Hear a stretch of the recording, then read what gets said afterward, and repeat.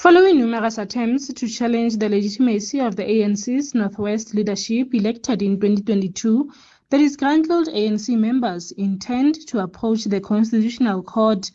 This after the Supreme Court of Appeal dismissed their appeal with costs. Our case is very simple. It's not complex. It's a straightforward issue. The term of office of the then IPC elapsed because the constitution of the ANC is very clear that an interim structure must convene a conference within a period of 9 months. So once 9 months period, it means there's no any interim structure that exists. So we are currently assembling a team of lawyers to study the judgment. By next week, we should have a way forward. But I can assure you that we are going to approach the apex court in the land. The SCA found that since unforeseen circumstances such as the COVID-19 pandemic made it impossible to hold elections within 9 months, the IPC's mandate continued until the new provincial executive was elected. Therefore, the IPC was still in office and had the authority to call the provincial conference.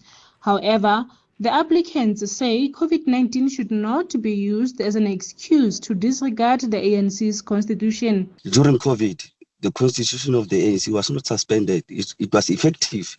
In fact, there are reviewed guidelines of the ANC to say that we are having COVID-19 now.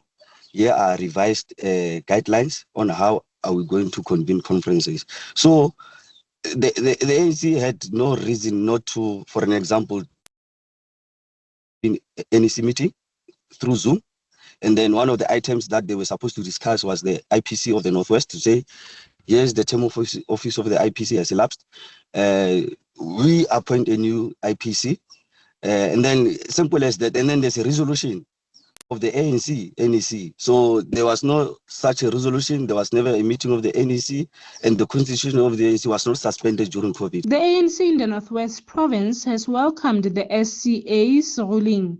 The ANC constitution must be respected. Internal processes of the ANC must be respected. There are those people who are masquerading as ANC members within our ranks who do not want to be led, who do not want to accept the leadership of the ANC of the day. And we want to appeal to them again now that this matter has been put to rest, that the ANC wants to focus on the rebuilding and renewing project amongst its ranks.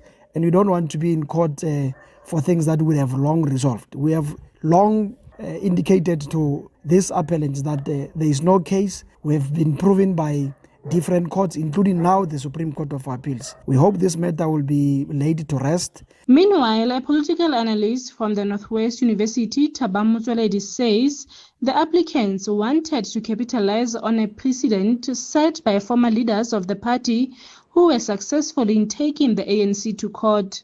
We have had an issue in the Free State province whereby Ramagaza had taken the ANC to court and ultimately he won that particular battle against the African National Congress. So I think in this particular instance, the applicants wanted to use that particular instance as some form of the bane of their arguments. Vis-a-vis also not forgetting that Supramahuma Pelo, the former premier of the Northwest province, also took the ANC to court at a particular instance and he won the case against the African National Congress, even though he never actually enforce that particular judgment that was taken. So I think in this particular instance, the same applicants wanted to sort of like preside on the same precedents. The applicants say they will announce the date when they plan to approach the Constitutional Court in due course.